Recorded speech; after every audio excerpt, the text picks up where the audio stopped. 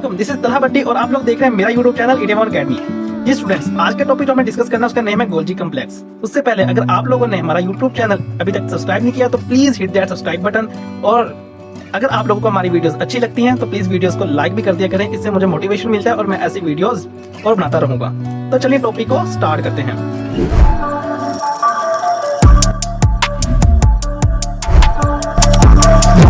इस टॉपिक में हम क्या क्या चीज देखेंगे, गोल्जी कम्प्लेक्स होते क्या हैं, उनकी अकरेंस, फिर स्ट्रक्चर के बारे में बात करेंगे और लास्ट में हम फंक्शन देखेंगे। तो स्टार्ट करते हैं, गोल्जी कम्प्लेक्स होता क्या है। तो बच्चों, Golgi complex basically they are the single membranous organelles. ये क्या सिंगल मेम्ब्रेनस ऑर्गेनेलिज हैं जो कि किसने डिस्कवर किए थे? कैमिलो गोल्जी ने डिस्कवर किए थे इन 1898 में, जो कि हमारी बॉडीज में बहुत इंपॉर्टेंट फंक्शन परफॉर्म करते हैं। तो जो कि आगे हम एक्सप्लोर करते हैं इसको। अब इसकी अकरेंस देखते हैं। जैसा कि हमें अभी बात की कि गोल्जी कम्प्लेक्स क्या basically they are single membranous organelles. इसका मतलब ये जस्ट किस में पाए जाएंगे? यूकैरियोटिक सेल में, चाहे वो प्लांट के सेल हो या एनिमल सेल, दोनों में पाए जाएंगे। लेकिन प्लांट में इसका एक स्पेशल नेम है जिसको कहते हैं डिक्टाइसोम, यानी गोल्जी कम्प्लेक्स को प्लांट में क्या कहते हैं? डिक्टाइसोम।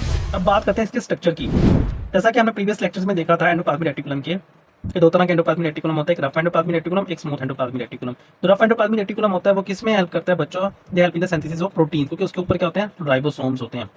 अब किस तरह होती है सिंथेसिस प्रोटीन की कि डीएनए से क्या बना? आरएनए बना। अब ये आरएनए जाएगा किसके ऊपर? राइबोसोम की सरफेस के ऊपर, एंड आरएनए के कोड को राइबोसोम के कर लेगा, एनकोड करेगा, ट्रांसलेट करेगा और क्या बना देगा बच्चों? प्रोटीन बना देगा। एंड की प्रोटीन्स ट्रांसपोर्ट हो जाएगी गोल्जी एंडोप्लाज्मिक रेटिकुलम से बाहर in the form of vesicles, in the form of vesicles. लेकिन मैंने ये कहा था कि ये प्रोटीन्स यूजफुल नहीं है बॉडी के लिए, सेल के लिए यूज हो सकती है। इसकी अभी और मॉडिफिकेशंस होगी, और ये मॉडिफिकेशन किस में होती है? गोल्जी कम्प्लेक्स में होती है, गोल्जी अपरेटस में होती है। अब ये वेसिकल किस में जाएगा? गोल्जी अपरेटस में। ठीक है बच्चों, तो गोल्जी अपरेटस के स्ट्रक्चर में हमने बात करनी है कि ये जो उसके सैक्स लाइक स्ट्रक्चर है, इसको क्या कहते हैं बच्चों? Cisternae. Stacks of flattened membrane bound cells क्या होते हैं? सिस्टर्नी कहलाती हैं। अब जब आफ्टर मॉडिफिकेशन इस प्रोटीन्स की, तो ये क्या करता है? सिक्रीट करता है वेसिकल्स, और उनको क्या कहते हैं? गोल्जी वेसिकल्स कहते हैं। और सिस्टर्नी एंड गोल्जी वेसिकल्स दोनों मिलकर क्या बनाते हैं? Golgi complex. आगे समझ नहीं आएगी, इनको क्या कहते हैं? जस्ट सिस्टर्नी हो गई ये वाली, और ये वाली क्या होगी? Golgi vesicles. इन दोनों को इकट्ठा नाम किसका देते हैं बच्चों? हम गोल्जी कम्प्लेक्स कहते हैं। अब बच्चों दो सरफेसेस हो गई हैं गोल्जी कम्प्लेक्स की।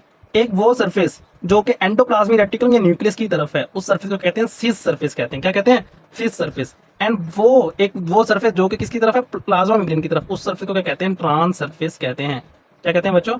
Trans surface. तो आगे हमने बात करनी है। तो ये था एक छोटा सा स्ट्रक्चर किसका? गोल्जी अपरेटस का। अब हमने क्या क्या देखा कि गोल्जी कम्प्लेक्स के बेसिकली कितने रीजन होते हैं? दो रीजन होते हैं, दो सरफेस होती है। एक सिस होती है, एक क्या होती है? ट्रांस होती है। सिस को आउटर सरफेस भी कहते हैं, कन्वेक्स सरफेस भी कहते हैं। और ये किसकी तरफ होती है? टुवर्ड्स न्यूक्लियस या रफ एंडोप्लाज्मिक रेटिकुलम की तरफ होती है। एंड ट्रांस सरफेस कैसी होती है? कनकेव होती है, एंड इनर सरफेस होती है, एंड टुवर्ड्स सेल मेम्ब्रेन होती है। अब बच्चों सिस सरफेस को फॉर्मिंग फेज भी कहते हैं। क्या मतलब? कि ये प्रोटीन्स को क्या कर रहा है? फॉर्म कर रहा है, मॉडिफाई कर रहा है। तो इसका मतलब ये सिस सरफेस क्या होगी? Forming phase. जब के फॉर्मिंग फेज होगी, जब के ट्रांस सरफेस क्या करेगा? आफ्टर मॉडिफिकेशन इन प्रोटीन को क्या कर देगा? सेल में रिलीज कर देगा। तो वो क्या होती है? मैच्योरिंग फेज, यानी प्रोटीन्स बन चुके हैं, उसको क्या कहते हैं? Maturing phase. बात करते हैं गोल्जी कम्प्लेक्स के फंक्शंस की। तो ये सबसे पहला फंक्शन परफॉर्म करता है कि they help in the formation of conjugated molecules. Conjugated molecules क्या होते हैं? कि दो तरह के मॉलिक्यूल, डिफरेंट केमिकल नेचर के मॉलिक्यूल जब कंबाइन होते हैं तो क्या बनाते हैं? कॉन्जुगेटेड मॉलिक्यूल बनाते हैं। लेट्स सपोज के लिपिड्स प्लस प्रोटीन इकट्ठे हो गए तो क्या बना देंगे? लिपोप्रोटीन। क्या बच्चों? लिपोप्रोटीन। इसी तरह प्रोटीन के साथ क्या हो जाए? कार्बोहाइड्रेट अटैच हो जाए। क्या बच्चों? कार्बोहाइड्रेट प्लस प्रोटीन, तो वो क्या बन जाएगा? ग्लाइकोप्रोटीन। एंड ग्लाइकोप्रोटीन हो गया या ग्लाइकोलिपिड हो गया या लिपोप्रोटीन हो गया, ये सारे बच्चों क्या हैं? कॉन्जुगेटेड मॉलिक्यूल्स हैं। क्या है बच्चों? कॉन्जुगेटेड मॉलिक्यूल्स हैं। अब ये गोल्जी अपरेटस किस तरह कॉन्जुगेटेड मॉलिक्यूल्स बनाता है? अब ये लिपिड्स, सॉरी, ये जो प्रोटीन्स हैं जो रफ एंडोप्लाज्मिक रेटिकुलम से निकली है, ये किस में जाएगी? फर्दर मॉडिफिकेशन होने के लिए गोल्जी कम्प्लेक्स में। जैसे गोल्जी कम्प्लेक्स में ये प्रोटीन जाएगी तो इसको मॉडिफाई करने के लिए क्या करेगा गोल्जी कम्प्लेक्स? इसके साथ या तो कार्बोहाइड्रेट की चेन अटैच कर देगा, तो कार्बोहाइड्रेट की चेन अटैच कर दी क्या बन जाएगी? ग्लाइकोप्रोटीन। या लिपिड की चेन अटैच कर देगा, अगर लिपिड की प्रोटीन चेन अटैच किया तो क्या बन जाएगा? ग्लाइकोलिपिड। तो इस तरह ये क्या बनाता है बच्चों? कॉन्जुगेटेड मॉलिक्यूल्स बनाता है। अगला इंपॉर्टेंट फंक्शन जो गोल्जी कम्प्लेक्स परफॉर्म करते हैं वो बच्चों सेल सिक्रीशन का।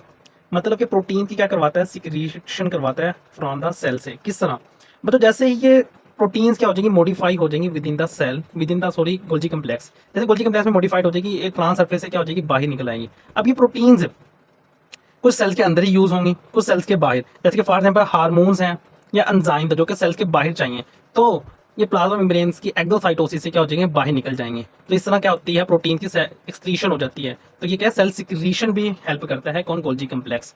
आगे हमने देखा सेल सिक्रीशन में किस तरह हेल्प कर रहा है, कंजुगेटेड मॉलिक्यूल बनाता है। आगे लाइसोसोम, पेरोक्सिसोम, ग्लाइकोसिसोम्स भी ओरिजिनेट होते हैं किससे, गोल्जी कम्प्लेक्स से। किस तरह, अब कुछ प्रोटीन यानी कि एंजाइम्स वो वाले हैं जो कि लाइसोसोम के एंजाइम्स हैं, या गोल्जी कम्प्लेक्स के एंजाइम है, पेरोक्सिसोम के एंजाइम्स है, वो क्या होंगे, बाउंड हो जाएंगे वेसिकल्स के अंदर, और वो क्या बन जाएंगे, लाइसोसोम्स बन जाएंगे बच्चों। क्या बन जाएंगे, लाइसोसोम्स बन जाएंगे। और लाइसोसोम क्या करता है, आपको पता है, ये किल करता है फॉरेन पार्टिकल्स को, या फिर क्या करता है, helps in cytokinesis of plant में भी हेल्प करता है। आपको पता है प्लांट्स में वो नहीं होते, मतलब सिमेंटेड फाइबर्स नहीं होते, तो कैसे होती है साइटोकाइनेसिस। साइटोकाइनेसिस के लिए गोल्जी वेसिकल्स क्या होते हैं, मिड में क्या होते हैं, सेल्स के इकट्ठे होना स्टार्ट हो जाते हैं और एक प्लेट स्ट्रक्चर बनाते हैं, जिस स्ट्रक्चर का नाम है फ्रेगमोप्लास्ट कहते हैं, जो कि क्या करता है बच्चों, सेल को डिवाइड कर देता है दो हिस्सों में।